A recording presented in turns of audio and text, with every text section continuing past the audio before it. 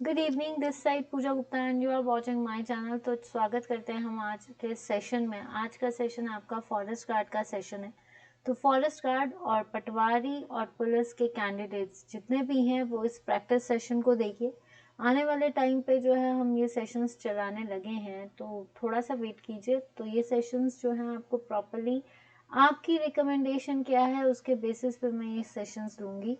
और दूसरी चीज़ ये है कि जल्द से जल्द क्लास के साथ जुड़िए। ये प्रैक्टिस सेशन है फॉरेस्ट गार्ड का, तो प्लीज़ जितने भी कैंडिडेट्स जो वीडियो को देख रहे हैं प्लीज़ लाइक एंड शेयर, ठीक है, ताकि जितने भी कैंडिडेट्स फॉरेस्ट गार्ड का कोई भी कैंडिडेट अगर देख रहा है तो मेरी उससे रिक्वेस्ट है कि जो भी आपके आसपास फॉरेस्ट गार्ड या पुलिस की तैयारी कर रहे हैं उनके साथ ये सेशंस को शेयर कीजिए, मैक्सिमम जुड़िए, ताकि हम अपने जो हैं सेशंस को आगे बढ़ा सकें। ठीक है, चलिए आपका फर्स्ट क्वेश्चन आपके आगे है। The Lodhi dynasty was founded bye, Lodhi dynasty जो है वो किसके द्वारा फाउंड की गई है? तो लोधी डायनेस्टी जो है ये किसने बनाई थी? इब्राहिम लोधी, सिकंदर लोधी या बहराल लोधी? देखिए अगर हम एक सेकेंड जस्ट वेट,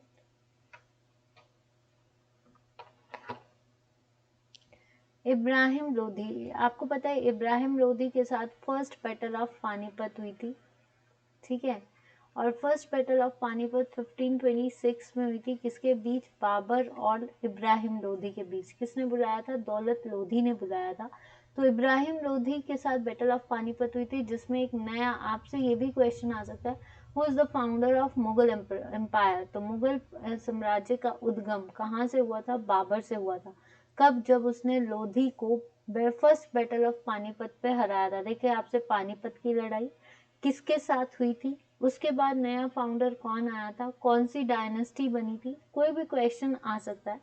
तो ये नहीं है। सिकंदर लोधी, सिकंदर लोधी ने जो है आपका आगरा, आगरा जो है आगरा को आगरा शहर भी बनाया और आगरा को अपनी कैपिटल भी बनाया। और इसने एक चीज भूमि नापने के लिए गजे सिकंदरी यंत्र का शुभारंभ किया था। तो सिकंदर लोधी नहीं है, तो आपके दोनों खत्म।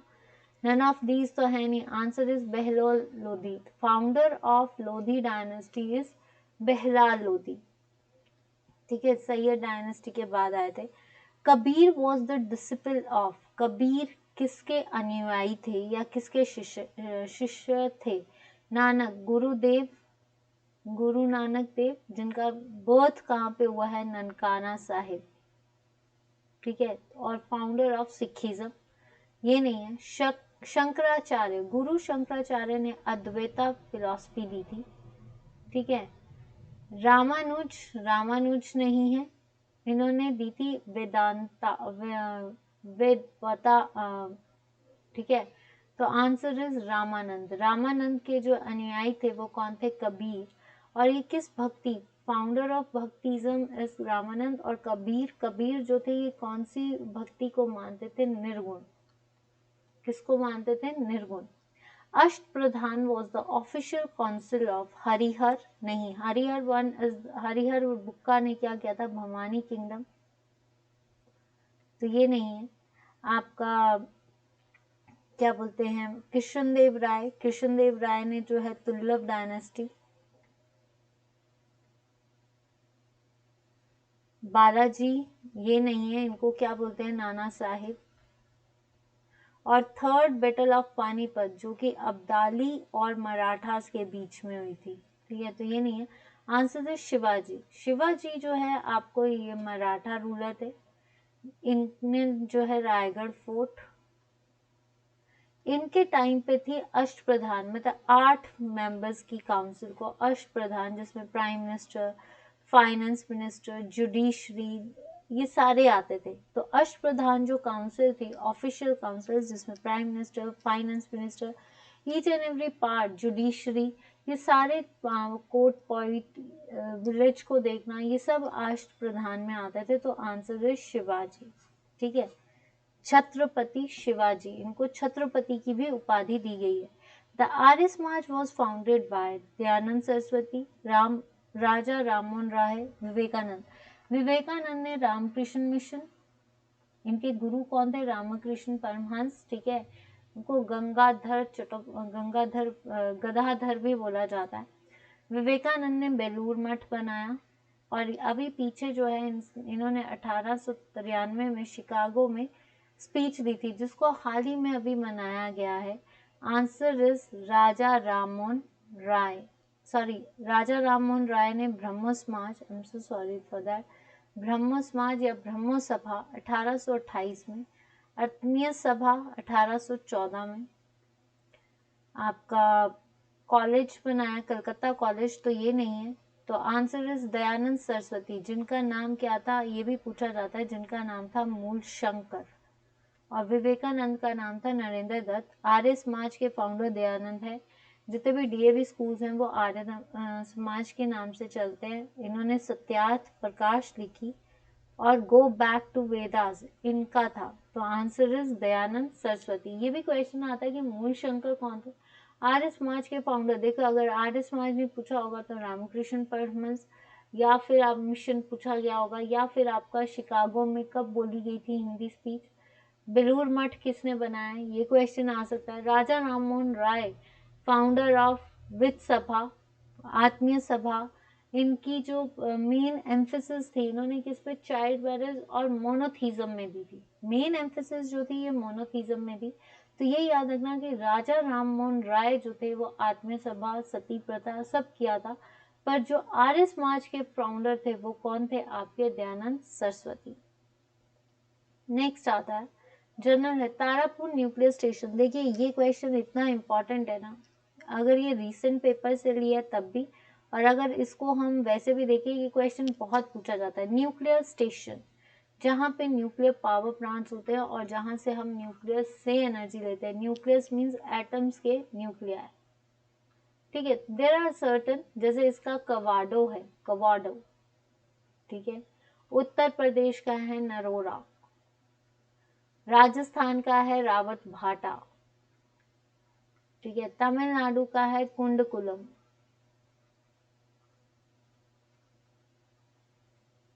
ठीक है। तो ये नहीं है, आंसर इज महाराष्ट्र। महाराष्ट्र का था। तो महाराष्ट्र कब बना है ये मैं आपको बता दूं कि ये कब बना है। ये बना है आपका 1969 में, ठीक है। ये कहाँ से सारी स्पॉन्सरशिप लेता है, रशिया से। First nuclear power plant Mumbai भी आ सकता है और महाराष्ट्र भी आता है। And it's very important question, बहुत बार अभी जितने भी रिसेंट पेपर्स हुए हैं उसमें ये क्वेश्चन आया हुआ है अभी। मतलब मैंने अभी जो 2020 के पेपर्स देखे हैं उसमें ये 3-4 बार आई थिंक क्वेश्चन आया हुआ है कि तारापुर न्यूक्लियर स्टेशन कहाँ पे है। या कई बार ईयर पूछ लेते हैं, ठीक है, ऐसे डायरेक्टली नहीं कि यही क्वेश्चन को रिपीट किया। कई बार आपका ईयर पूछ लेते हैं, या ईयर के हिसाब से पहला कौन सा था, कहाँ पे था, कुछ भी पूछा जा सकता है।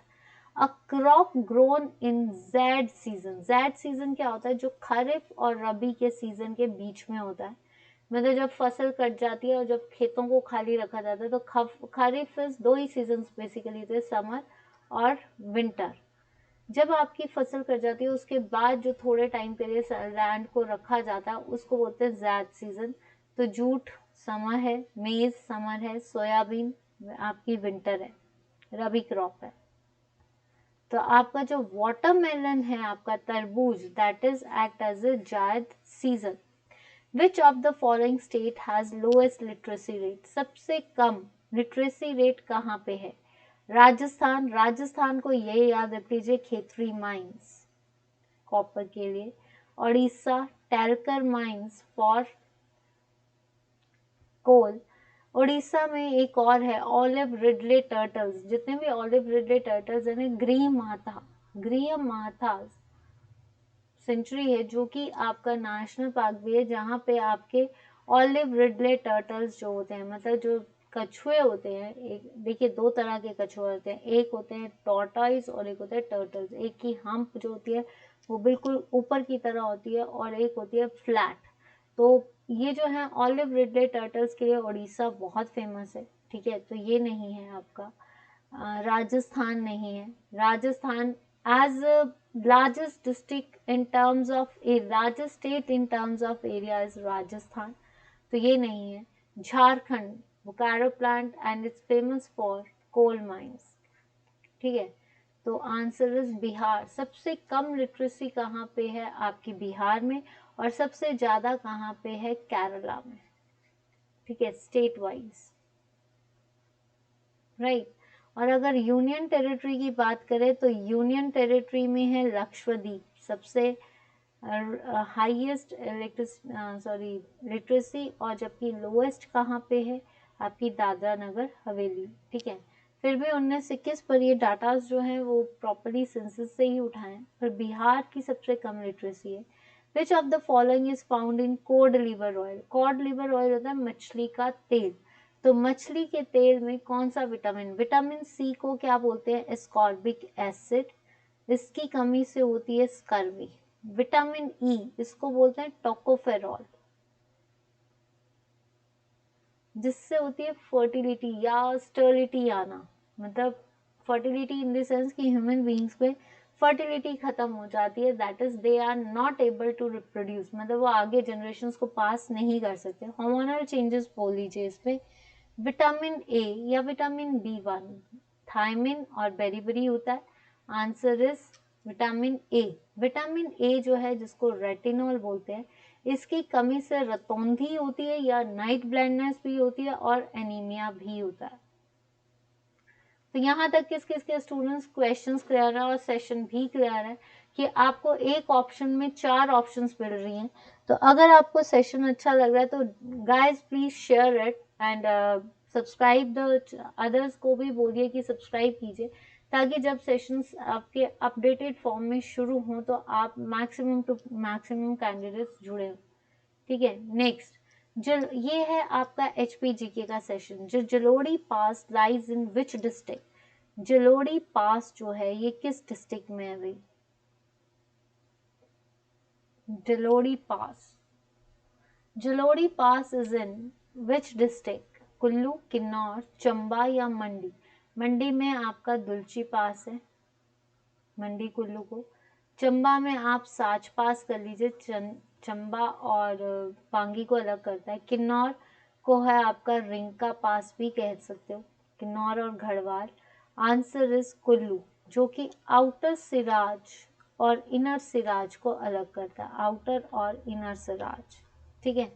नेक्स्ट अगर हम बात आपकी करें तो the Giri is the tributary of, Giri कहाँ पे निकलती है? कुपर पीक से निकलती है, ठीक है। कुपर पीक से निकल के आपकी मोकमपुर में किसके साथ मिलती है? आपकी यमुना के साथ, ठीक है। तो गिरी किसकी ट्रिब्यूटरी है? ब्यास की नहीं है, मनालसू है ब्यास की, पार्वती है, ब्यास कुंड से निकलती है ब्यास, बिपाशा भी बोलते हैं, अरिजकिया भी बोलते हैं। सबसे पहले ब्यास कुल्लू में चलती है, कुल्लू से मंडी बजोरा, मंडी से आपका कहाँ पे चली, मंडी से ये कहाँ जाती है? कांगड़ा, तो संधोल। फिर कांगड़ा से पंजाब ये जाएगी मूर्थल, और फिर सतलुज के साथ फिरोजपुर में हरिकापट्टन से मिलती है, ठीक है। जो उसकी पार्वती नदी है वो मंतलाई से निकल के शमशी में मिलती है, तो ये नहीं है। चुनाव, चंद्र और भागा 80 किमी बारालाचा पास से निकलती है, तांडी में जाकर मिलती है, तो चुनाव बनाती है। Largest river in terms of volume, और अगर देखा जाए जो चुनाव है, अगर इसके बारे में बात की जाए, चंद्र एंड भागा है, और ये कहाँ पे मर्ज होती है? तांडी में। पांगी में ये भुजंड से एंटर करती है, और चंबा में संसारी नाला को छोड़ के ये पोडर वैली से बाहर हो जाती है, तो ये नहीं है। लार्जेस्ट रिवर, ठीक है, सबसे बड़ी नदी हिमाचल की कौन सी है? सतलुज। पर ये एक ऐसी नदी है जो हिमाचल से नहीं निकलती, बाहर से निकलती है, और बाहर कौन सी जगह है? राकस्ताल, राकस्ताल से आएगी, राकस्ताल से होती होती जो है ये पहले सबसे पहले किन्नौर में एंटर कर देगी। किन्नौर में कहाँ पे एंटर करेगी? शिप किला पास से किन्नौर में एंटर करती है। अगर मान लो इसको शिमला जाना है तो चौड़ा से एंटर करेगी, मंडी जाना है तो फिरनू से, बिलासपुर में जाती है तो कसोल, और देन नीला से बाहर।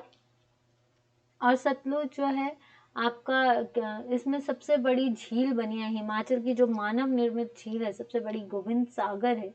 एक क्वेश्चन और आता है, कोल डैम इस पे बना है, इसमें कई ऐसे प्रोजेक्ट्स भी बने, ठीक है, आपका भाखड़ा नंगल प्रोजेक्ट, राइट। तो ये नहीं है, आंसर इज यमुना। देखिए यमुना को आप कालिंदी भी बोलते हैं, and they have the relations with the sun, ethical relation with the sun, बहन है। तो अगर देखा जाए यमुना, यमुना कहाँ से निकलती है, यमुनोत्री से निकलती है।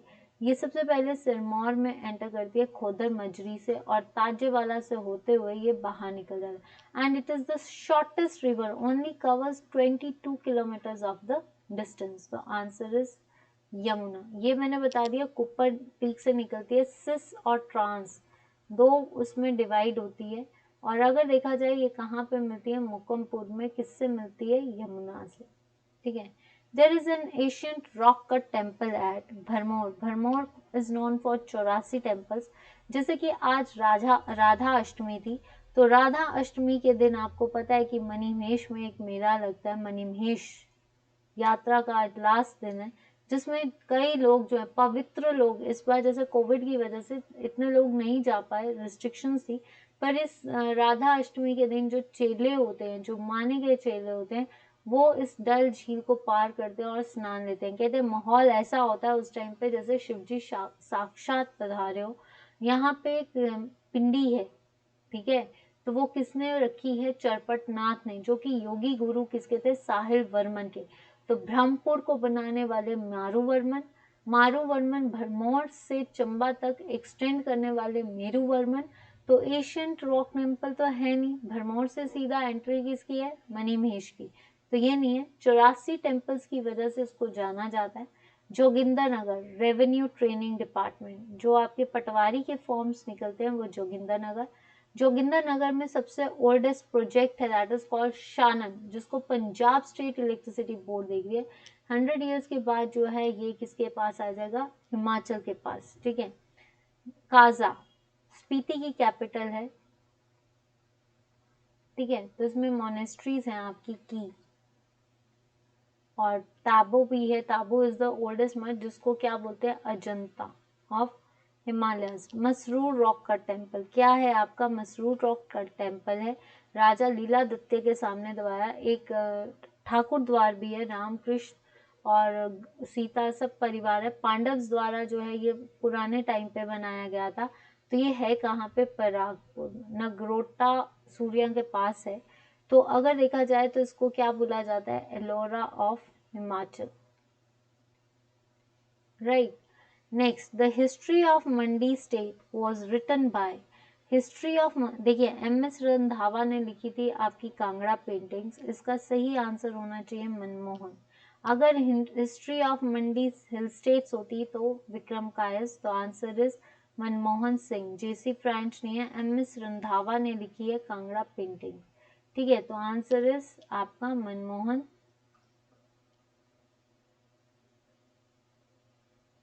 Next, Baralacha pass is located in which district of Himachal Pradesh, Baralacha दर्रा। देखिए बारालाचा दर्रा जो है एक ऐसा दर्रा है जिसको रोड ऑफ क्रॉस समिट्स, चौराहा बोलते हैं। क्या बोलते हैं, चौराहा, यानी रोड ऑफ क्रॉस समिट्स। वो कहाँ पे है, किन्नौर में, नहीं, किन्नौर में कौन सा पास है, शिपकिला पास, जहाँ से सतलुज एंटर करती है।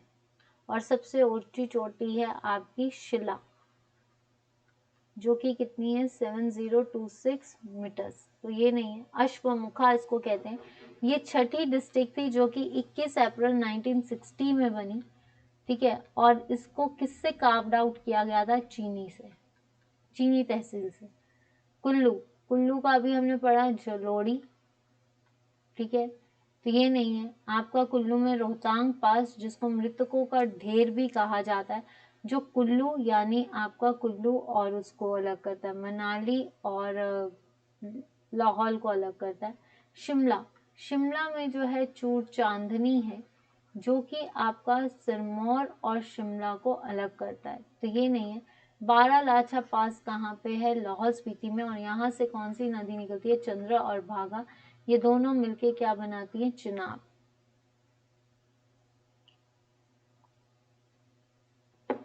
Sorry, Parvati river is the tributary of, अभी हमने किया चिनाब, नहीं, ठीक है, सतलुज, अभी चिनाब किया है कि लार्जेस्ट है इन टर्म्स ऑफ वॉल्यूम, ठीक है। पार्वती सतलुज की नहीं है, सतलुज की है स्पीति, जो खाब में जाकर मिलती है, कुंजुम से निकलती है और खाब में मिलती है। फिर बसपा, भाभा या भाभा, ठीक है। तो ये जो है आपकी ये जो है आपकी करछम से निकलती है, बसपा करछम से निकलती है, ठीक है, करछम की वादियों से। और उसके बाद स्पीति की दो ट्रिब्यूट्स हैं, कब्जियां और तोकपे, तो ये नहीं है। न्योगल खर्ड, तो ये नहीं है। सतलुज, रावी, तो रावी कहाँ से निकलती है, बड़ा बंगाल से। और खेरी से जो है ये बाहर हो जाती है सॉरी आपकी जम्मू में, ठीक है। तो ये याद रखना, Budha and Tundil. Answer is Beas. Parvati कहाँ से निकलती है, मंतलाई झील से निकलती है। और पार्वती कहाँ पे जाकर ब्यास से मिलती है, आपकी भुंतर। सबसे बड़ा power project, hydel electric project, वो कहाँ किस नदी पे बना है, पार्वती नदी पे बना है, जो कि 2051 मेगावाट है, ठीक है। Prashar lake is located in which district of Himachal Pradesh. Prashar lake जो है वो कहाँ पे है, कांगड़ा में, करेरी और डल। चंबा में घड़ासरू, महाकाली, चंद्रगुप्त, लामडाल, और भी बड़ी सारी लेक हैं, खजियार लेक, ये सारी हैं।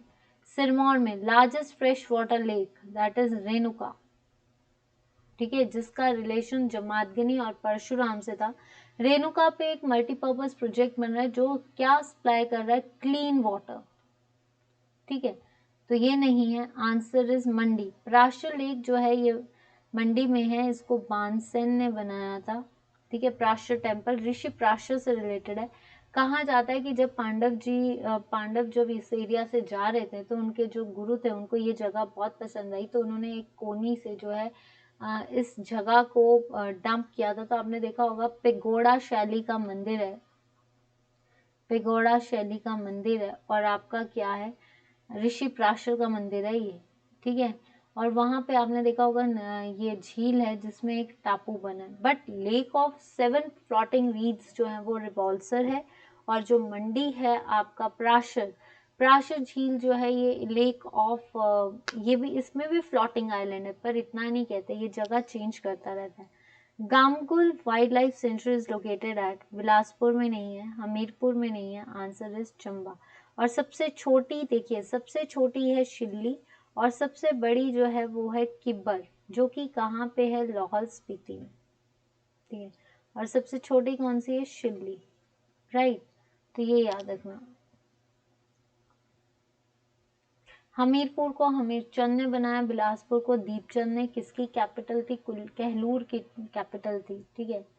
नेक्स्ट आता है करेक्टली स्पेल्ड, आपने इसमें से करेक्टली स्पेल करने हैं। अफेक्शनेटली, अफेक्शनेटली के स्पेलिंग क्या होते हैं,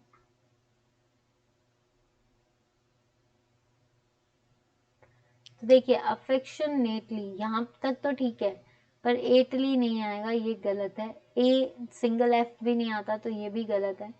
अफेक्शन डबल एन भी नहीं आएगा, आंसर इज बी। आंसर क्या होगा, बी, बेनिफिटेड। बेनिफिटेड नहीं होता, इट्स बेनिफिटेड, ठीक है। तो answer is a. Commemorate, commemorate की स्पेलिंग क्या होते हैं, कॉमोमरेट, ठीक है। एनिमिटी, एनिमिटी ए। स्प्री, स्प्री के स्पेलिंग ए। तो आई होप कि यहाँ तक। देखिए आपके पेपर में ना एक चीज याद रखना, स्पेलिंग्स बहुत पूछे जाते हैं फॉरेस्ट गार्ड के पेपर में, आपके सॉरी, जो आपके इसमें स्पेलिंग्स, एंटोनियम्स ये पूछे जाते हैं। प्लीज स्टूडेंट्स मुझे ये जरूर बताना कि जो फॉरेस्ट गार्ड के अगर कैंडिडेट्स देख रहे हैं, आपको इंग्लिश डिटेल में चाहिए या प्रैक्टिस सेशन चाहिए। रोटंडिटी, रोटंडिटी होता है राउंड, सर्कल, गोला। तो गोले का स्ट्रेट क्या होगा, आर्क नहीं, एंगुलर नहीं, डिविएट नहीं, आंसर इज स्ट्रेटनेस। अगर कोई चीज गोला है तो उसका दूसरा रूप क्या होगा, सीधा। लक्रेटिव, लक्रेटिव का ऑपोजिट, लक्रेटिव होता है फायदा, फायदे का ऑपोजिट क्या होता है, खुश होना, इलीगल होना, या अनप्रॉफिटेबल। अनप्रॉफिटेबल होगा, क्योंकि लक्रेटिव होता है खूब सारा फायदा होना, अगर खूब सारा फायदा नहीं हो रहा है then it is called unprofitable. Benefactor, benefactor जो होता है दैट इज नॉट बेनिफिशियंट, किसी को बेनिफिट करने के लिए नहीं होता। बेनिफैक्टर होता है एक दूसरे के साथ चलने वाला, तो वो क्या आएगा आपका कंपेरेबल। फिर भी किसी को इस क्वेश्चन पे डाउट है पूछ लेना। कंसाइज, कंसाइज होता है छोटा, मतलब कोई भी पैराग्राफ लिखे इतना कंसाइज लिखे कि उसको एक दो वर्ड्स में ही समझ आ जाए, दैट इज कंसाइज। तो अबंडेंट नहीं होगा, इग्नोर करना नहीं होगा, शॉर्ट नहीं होगा, कंसाइज मीन्स वर्ड, ठीक है। नेक्स्ट परपेचुअल, परपेचुअल क्या होता है? इंस्टेंटेनियस, इरेगुलर, फ्लेक्सिबल या कंटिन्यूस। तो इसमें जो है परपेचुअल मतलब आपका स्ट्रेट होना, यानी इसका जो ऑपोजिट आएगा that is flexible. Now Hindi, official, official क्या होता है? अधियाचक, अधिक्षेत्र, अधिगणम, गमन या फिर अधिकृत। देखिए मैं पहले कह देती हूँ, अगर हिंदी में आपको जो है कमी दिखी या हिंदी में कोई ओवरकमिंग लगी तो प्लीज मुझे जरूर बताना, ठीक है, क्योंकि हिंदी में फिर कह रही हूँ डाउट हो सकता है, कोशिश पूरी करती हूँ कि कोई डाउट ना निकले, पर कई बार बोलने में या वैसे भी कई गलतियां हो जाती है। अधिकृत, अधिकारी होता है ना आपका, जो आपका ऑफिशियल है वो अधिकारी है, तो अधिकारी मतलब अधिकृत। सक्सेशन, अनावर्ती, अधिकरणिक, अनुक्रमण या अनुमानिक। सक्सेशन होता है आगे चलना, अनुमान करना, तो आंसर इज अनुमानिक। एक्सप्रेस लेटर, असजन, अपेक्षण, अपवाद या आशुपत्र। देखिए अगर देखा जाए सजन नहीं होगा, अपेक्षण नहीं होगा, अपवाद होता है मिस कम्युनिकेशन होना, आंसर इज आशुपत्र। देखिए अगर किसी को हिंदी में डाउट होगा तो प्लीज पूछ लेना या मुझे बता देना, ठीक है। नेक्स्ट वाइड, दृष्टांक, द्राष्टिक संकेत, नए सिरे से या देखिए। वाइड होता है देखना, दूर का विजन। जिस पर मुकदमा चलाया गया हो, वन वर्ड बताना है इसका भाई आपको, वन वर्ड।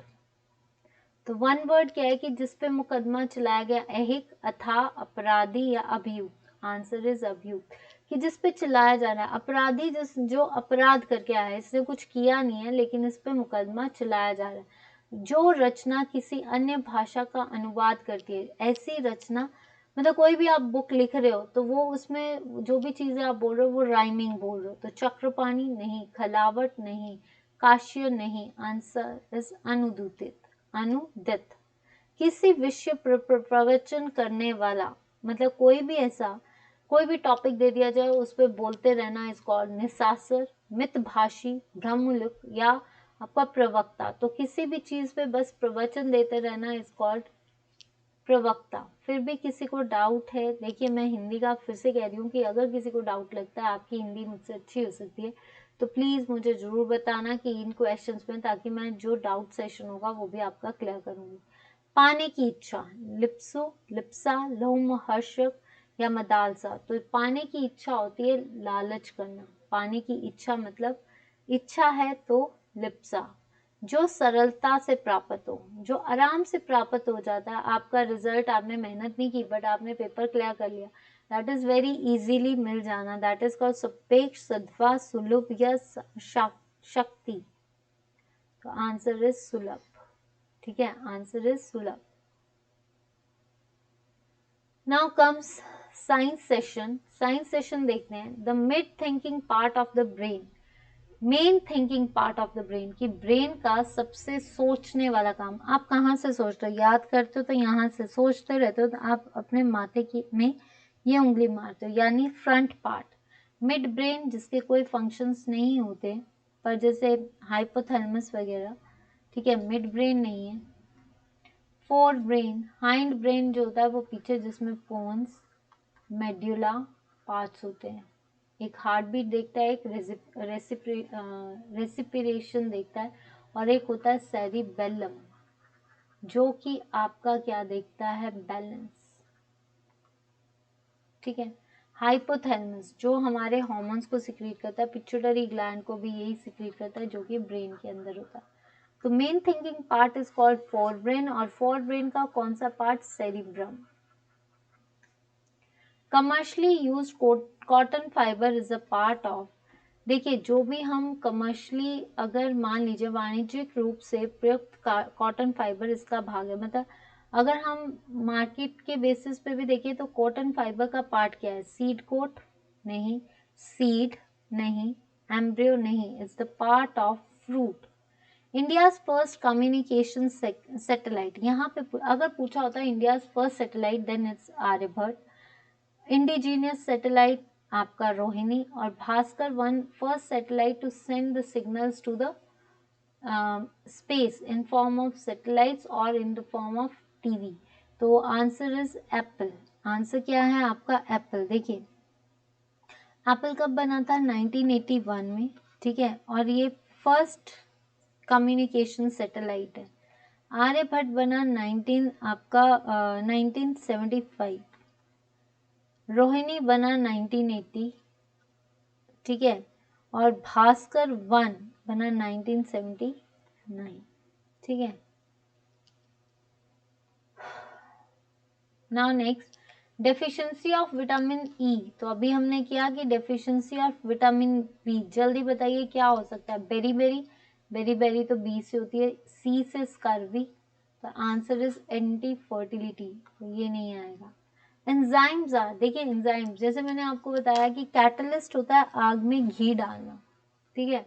दो बिल्लियां लड़ रही हैं, जैसे बंदर आया फायदा लेकर चला गया, वैसे मैं कैटलिस्ट को डिफाइन करती हूँ। Same thing with the enzymes. Enzymes वैसे ही कैटलिस्ट है, लेकिन ये बायो कैटलिस्ट हैं जो हमारी लाइफ की साइकिल्स को बढ़ाते हैं। तो enzymes are the carbohydrates, carbs हैं नहीं, ठीक है। कार्ब्स हमें एनर्जी प्रोवाइड करते हैं, कार्ब्स एंड फैट्स यानी lipids. Answer is proteins. Enzymes proteins भी होते हैं and they act as a building block, ठीक है। The most poisonous snake is, देखिए सबसे पॉइजनस स्नेक कौन सा है, रेटल स्नेक, पाइथन, क्रेट या ट्रीन स्नेक। तो सबसे पॉइजनस जो है, देखिए पॉइजनस क्या होंगे, जो जहरीले नहीं होते, मैक्सिमम पॉइजनस और minimum non poisonous.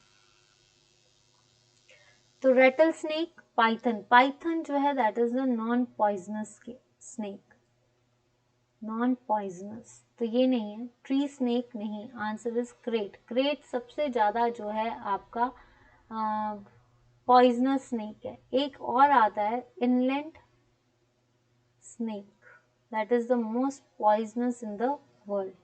Bile is produced by, bile किसके द्वारा प्रोड्यूस किया जाता है, पेनक्रियास जो कि इंसुलिन सिक्रीट करता है। स्टमक पेप्सिनोजेंस सेल्स करता है, ऑक्सीनोसिंटिक सेल्स वो करता है, पेराइटल सेल्स। तो जितना भी डीग्लूटेशनेशन के बाद जितनी भी डाइजेशन होती है वो कहाँ पे होती है, स्टमक में होती है, और फिर वो पाइलोरिक के थ्रू जो है बाद में आपके ड्यूडेनम में चला जाता है, ठीक है।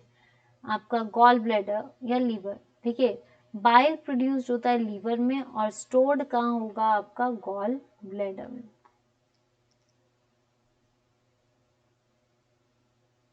अब आता है strongest muscles of the man is founded, सबसे स्ट्रॉन्गेस्ट मसल कहाँ पे होती है, रिस्ट नहीं, फिंगर नहीं, लेग नहीं। सबसे स्ट्रॉन्गेस्ट मसल्स आपकी जो होती हैं दैट इज जॉ। यहाँ पे मसल की बात हो रही है। सबसे स्ट्रॉन्गेस्ट क्या होता है आपका, सबसे स्ट्रॉन्गेस्ट देखिए लेग, फीमर। सबसे लॉन्गेस्ट बोन कौन सी है, फीमर, ठीक है, वो लेग में है। जॉ, जॉ जो है ये स्ट्रॉन्गेस्ट मसल्स है, क्योंकि आपको पता है hardest part of our body is enamel. Fingers नहीं है, तो आंसर इज रिस्ट भी नहीं है, रिस्ट ज्यादातर हार्ट बीट के काम आती है, तो answer is jaw. A person feels fatigue due to the deposition of, कई बार क्या होता है आपने देखा होगा कि कई बच्चे जो हैं वो थक जाते हैं, थकान महसूस करते हैं, तो उनका रीजन क्या है, pyruvic acid, citric acid, uric acid या लैक्टिक एसिड। यूरिक एसिड जो है ये बर्ड्स रिलीज करते हैं, एक्सक्रीटरी प्रोडक्ट, ठीक है। पायरुविक एसिड, पायरुविक एसिड कब बनता है, जब ग्लूकोज की ब्रेकडाउन होती है, ग्लाइकोलिसिस, तो ये क्या बनाता है आपका फ्रक्टोज, लेकिन इसमें जो है ये क्या बनाएगा, पायरुविक एसिड। फिर पायरुविक एसिड जो है फर्दर टूटता है तो ये गैसेस लेता है, तो ये क्या बनाएगा, CO2, ठीक है, एंड वाटर प्लस एनर्जी, ठीक है। तो पायरुविक एसिड नहीं है।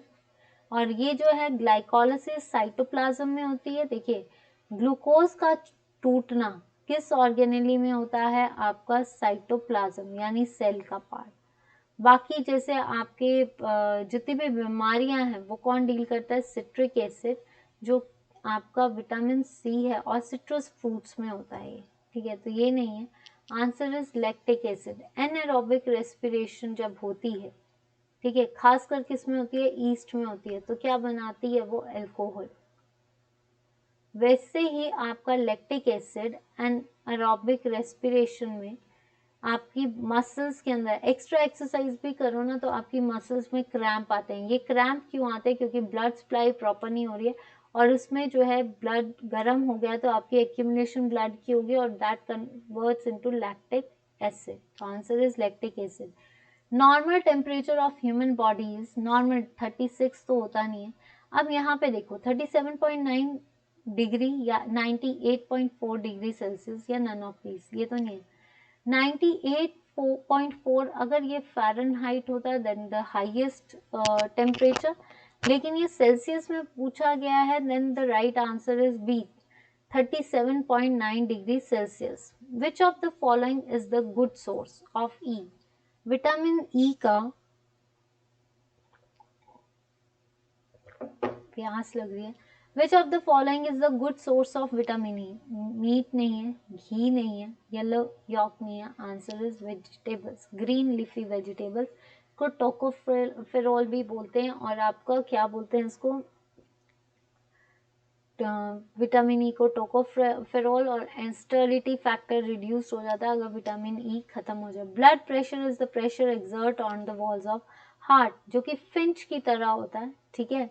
आपका वेन्स जो कि पतली होती है, थिन होती है, and that carry blood from, ठीक है, वेन्स जो हैं ये कहाँ से, बॉडी ऑर्गन से ब्लड को हार्ट तक लेकर आती हैं, ठीक है, थिन होती है।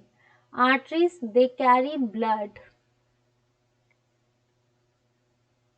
एंड कौन सा, oxygenated and transported to all parts of the body, that is arteries, और ये होती है थिक वॉल। सेल, सेल जो है that is the complete cell and it contains आपकी माइक्रो ऑर्गेनेलीज और आपका साइटोप्लाज्म।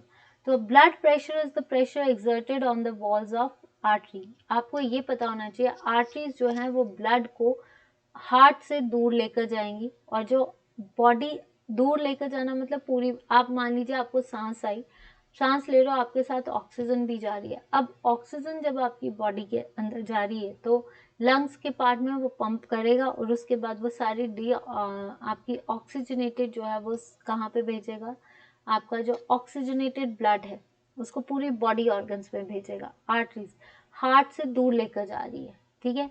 और एक है आपका वेन्स जो बॉडी ऑर्गन से वापस कहाँ पे डाल रही है, हार्ट में डाल रही है। तो आंसर इज आर्टरीज, जिसको धमनी भी बोलते हैं। Cell, cell is the main जिसमें दैट कंटेन्स न्यूक्लियस, और आपका क्या आता है, न्यूक्लियस एंड जेनेटिक मटेरियल है, साइटोप्लाज्म है, तो सेल नहीं है। और सेल को डिस्कवर किसने किया था, रॉबर्ट हुक ने। नेक्स्ट, दिस इज द आपका रीजनिंग सेशन है, तो चलिए रीजनिंग सेशन करते हैं, ठीक है। आपके पास स्लाइड्स हैं, आप कर सकते हो, देखते हैं पहला कहाँ से शुरू करें। चलिए, 150% बाय 100 इंटू 15 प्लस 75% इंटू 75, यही दिया है। अब यहाँ से देखिए 15, राइट, तो यहाँ पे देख लीजिए 5 3 ज़ा 15, 5 2 ज़ा 10, राइट, 5 3 ज़ा 15, 5 2 ज़ा 10, तो यहाँ पे क्या बचा आपका 15 3 ज़ा 3 5 ज़ा 15, और कितना बचता है आपका, आपका 45 बाय 2, ये आ गया, प्लस 75, 75 है तो 75 चौके आपका कितना बनेगा, ये देखिए, तो अगर देखिए 25 सिंपल वो करते हैं, 25 5 ज़ा आप, ठीक है, यहाँ से कर लीजिए, 5 को अगर हम करें तो 5 1 ज़ा 5, 5 यहाँ पे 25 बचा, 5 15 5 ज़ा 75, 5 20, तो ये क्या आ गया 15/20 इंटू 75। मैं सिंपल मल्टीप्लीकेशन कर रही हूँ। 5 3 ज़ा 15, 5 4 ज़ा 20, राइट। तो आप देख लीजिए 75 3 ज़ा 15, 3 7 ज़ा 21 और 22/4, राइट। तो आपके पास 45 डिवाइडेड बाय 2 प्लस 225/4, राइट। तो अगर आपको इसको मल्टीप्लाई भी करना है, आप इनको सीधा डेसिमल से करना है, डेसिमल से कीजिए। अगर ऐसे करना है तो 2 5 इसको कर लीजिए, 2 2 ज़ा 4, 2 2 ज़ा 4 और एक 5 प्लस 4 5 ज़ा 20 और आपका कितना बचा 4 5 ज़ा 20, 4 6 ज़ा 24 और 2 आप मान के चलिए 4 8 है ना, 4 2 ज़ा 8, तो आप कर लीजिए 5 2 7, 6 2 8, 78.7 आना चाहिए। 78.75 इज द राइट आंसर। बहुत सिंपल मल्टीप्लिकेशन की है। तो ये जो है ये आपका इसका आंसर है। देखिए मेरे को मैथ्स में ये मैं जरूर बोलती हूँ कि मैथ्स में आप पक्के हो सकते हो, पर ऐसे सम्स जिस तरह देखिए मैं आपके आगे मैथ्स का सेशन या रीजनिंग का सेशन ऐसे ही लाऊंगी ताकि आपकी प्रैक्टिस होती रहे। आपको मैथ्स आता है, रीजनिंग आती है, तो अगर आप ऐसे ही प्रैक्टिस करना चाहते हो तो मुझे बता दीजिए, ठीक है। अब आता है क्वेश्चन, क्योंकि आप पिछले पेपर्स की रीजनिंग और ये करोगे तो आपका क्लियर क्वेश्चंस रिपीट हो रहे हैं गाइस। 23:13, 54:, देखिए 23 जो है वो 13 है एंड इसका मतलब 54 कितना होना चाहिए 23। तो 23 और 13 का कैसा होता है 20, अगर हम देखें तो ये कोई टेबल नहीं है। अगर हम ये 2 अलग कर दें और 3 अलग कर दें, ठीक है, प्लस कर दें, 2 का स्क्वायर 3 का square, 4 plus 9 is equal to 13, बन गया आपका। सेम थिंग इसको अलग कीजिए, 5 square plus 4 square is equal to 525, 4 plus 16 is equal to आपका क्या आना चाहिए 41। तो यहाँ पे 39 दिया गया है तो ये नहीं आ सकता, 44 दिया गया है नहीं, 48 नहीं, नियर बाय इसका आंसर 41 होना चाहिए, पर आंसर यहाँ पे क्या दिया गया 40, तो हम ये टिक लगाएंगे। अब आप बोलो कि ये कैसे किया। आप देखिए 23 और 13, 23 में हम कुछ माइनस नहीं कर सकते, इसका एनालॉगी है, तो बेटर है कि हम इसको सेग्रीगेट कर दें। अगर हम दोनों टर्म्स को सेग्रीगेट करते हैं और उन दोनों टर्म्स को स्क्वायर रूट करते हैं तो हमारा 30 आंसर आ जाएगा। अब boat is to oar, boat को चलाने के लिए चप्पू चाहिए यानी और चाहिए, तो बाइसाइकिल को चलाने के लिए सीट, ये तो बैठने के लिए होते हैं, चलने के लिए रोड चाहिए, व्हील चाहिए। लेकिन बाइसाइकिल तभी चलेगी जब आप उस पर पेडलिंग करोगे, बोट भी तभी चलेगी जब आप उसको ओर से चलाओगे, तो आंसर इज पेडल। तो बताइए यहाँ तक सेशन कैसा लगा, और आपको ऐसे ही रीजनिंग्स करनी है कि कुछ और तरीके से करनी है तब भी बता दीजिए, ठीक है। नाउ आता है XMAE is equal to 16, XMAE 16 है तो VTNJ कितना है। देखिए XMAE ये क्या है इज इक्वल टू 16, तो अगर हम इन सारे अल्फाबेट्स के ये अल्फाबेट्स कितने नंबर्स पे हैं, हर एक अल्फाबेट का जो नंबर है उसको अगर हम काउंट करते हैं तो जो टोटल नंबर आएगा वैसे ही हमने करना है। जैसे आप मान लीजिए x कितने पे आता है, XYZ that is 24, sorry 23, x 23, 24, 25, x आएगा 24 पे, राइट। फिर 25 पे आपका y और 26 अल्फाबेट्स होते हैं। m कितने पे आता है 13, a कितने पे आता है 1, e कितने पे आता है आपका ABCD 5। तो अगर हम यहाँ से करें 24 प्लस 13 प्लस 1 प्लस 5, 4 यहाँ से कर लीजिए 4 3 7 8 8 5 13, देन आपका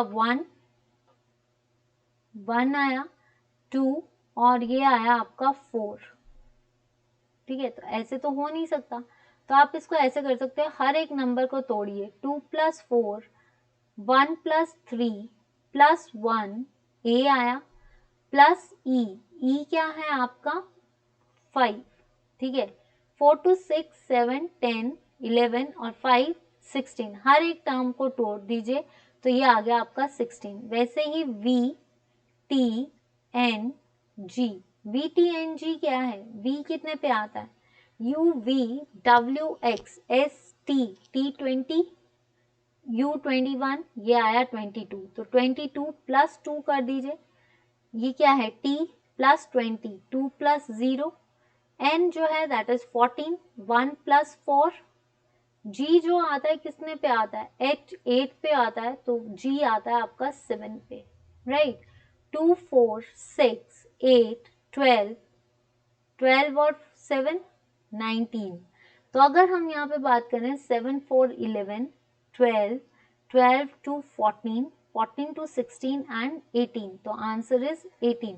VTNG क्या आएगा आपका 18। किस किस को क्लियर हो गया है ये बताइए, ठीक है।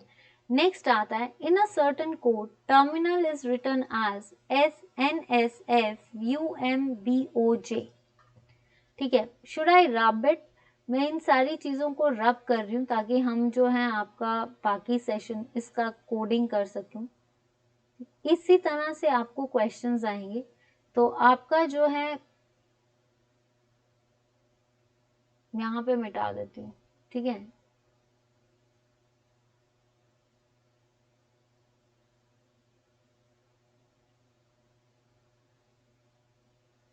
यहाँ तक आपका जो है आई होप कि क्लियर। चलिए तब तक आप सॉल्व कीजिए और मुझे आंसर बताइए, फिर मैं सॉल्व करती हूँ।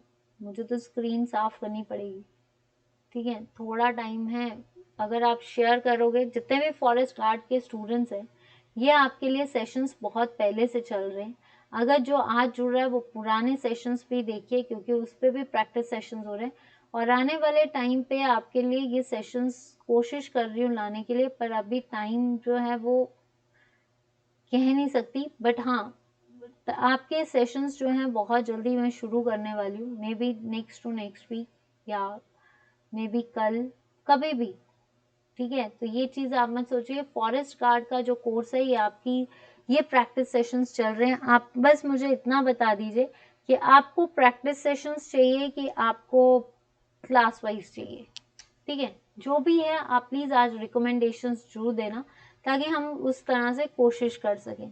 तो आपका वी हम कर रहे हैं टर्मिनल, टर्मिनल, ठीक है। इसमें क्या कहा गया है, NS, देखिए अगर हम देखें इसमें क्या है आपका,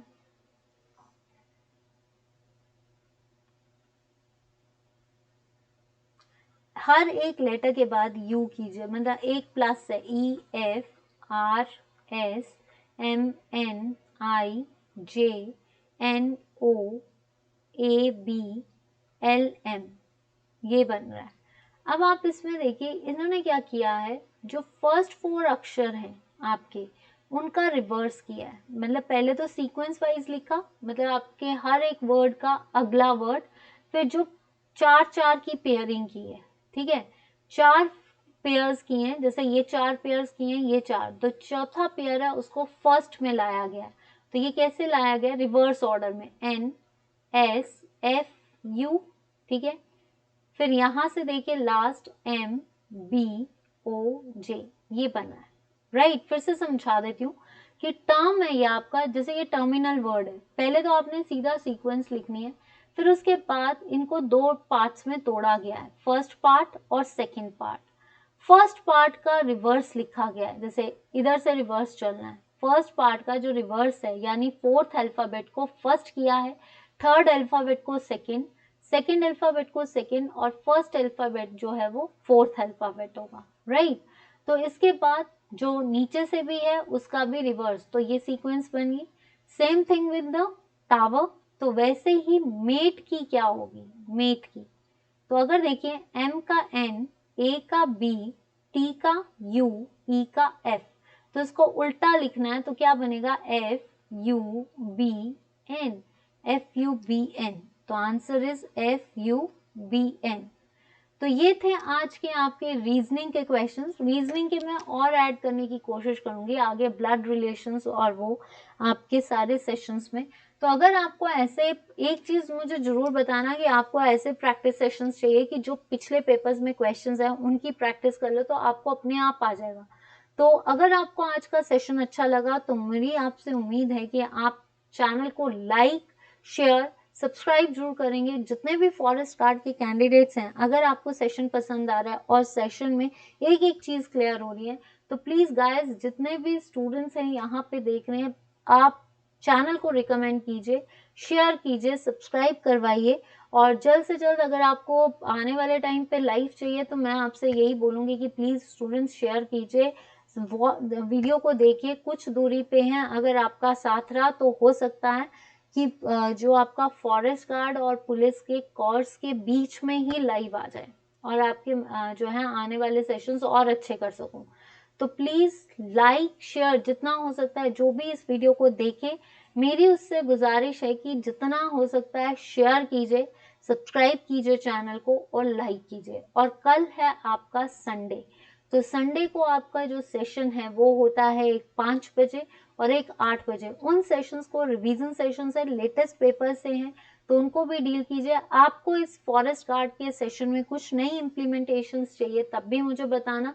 पर आज के सेशन को देखने के बाद व्हाट आर योर रिक्वायरमेंट्स वो भी बताइए। पर प्लीज़ चैनल को रिकमेंड जरूर कीजिए, शेयर जरूर कीजिए, ताकि हम जो है इन सेशंस को और अच्छे से कर सकें। ठीक है, तो आज के लिए इतना ही। मिलती हूँ आपसे कल के 5 बजे वाले सेशन पे। तो thank you so much. Share like करना भूलना मत। अगर आप देख रहे हो तो वीडियो को, जितने कैंडिडेट्स देख रहे हैं, मैं देखूंगी कि आपको कैसा लगा सेशन। जितनों ने देखा है, क्या उतनों ने वीडियो को लाइक किया है या नहीं, वही बूस्ट ऑन मिल जाएगा। और आपका वो फीडबैक मेरे लिए ये होगा कि आपको ये सेशंस अच्छे लग रहे हैं। Subscribe, like and share. अगर कोई गलती हो जाती है तो माफ़ी चाहूँगी। कोई बात या किसी को जैसे बोल सकते हैं कोई चीज़ क्लियर नहीं है तो वो मुझे कमेंट सेक्शन पे लिखे, मैं आपको क्लियर कर दूंगी। तो आज के लिए इतना ही। मिलती हूँ आपसे 5 बजे के सेशन पे कल, और वो प्रीमियर है गाइस, जरूर देखिए उसको। Bye bye, good night.